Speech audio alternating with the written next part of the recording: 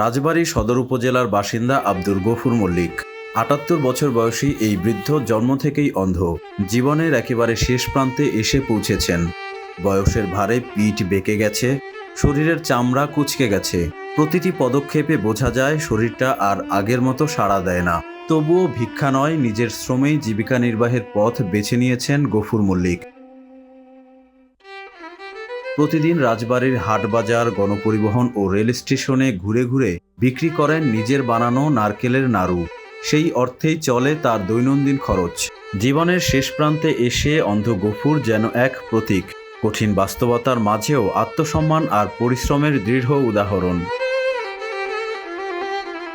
সম্প্রতি সামাজিক যোগাযোগ মাধ্যমে জীবনের শেষ প্রান্তে বেঁচে থাকার লড়াইয়ে অন্ধ গফুর শিরোনামে একটি প্রতিবেদন ছড়িয়ে পড়ে।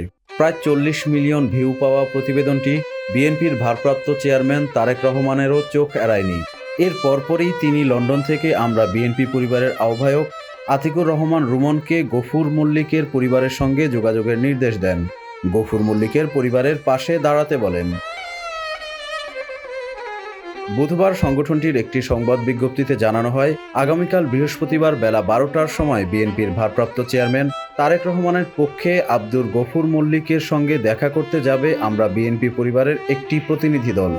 এ সময় প্রধান অতিথি হিসেবে উপস্থিত থাকবেন বিএনপির সিনিয়র যুগ্ম মহাসচিব ও সংগঠনটির প্রধান উপদেষ্টা অ্যাডভোকেট রুহুল কবির রিজভী।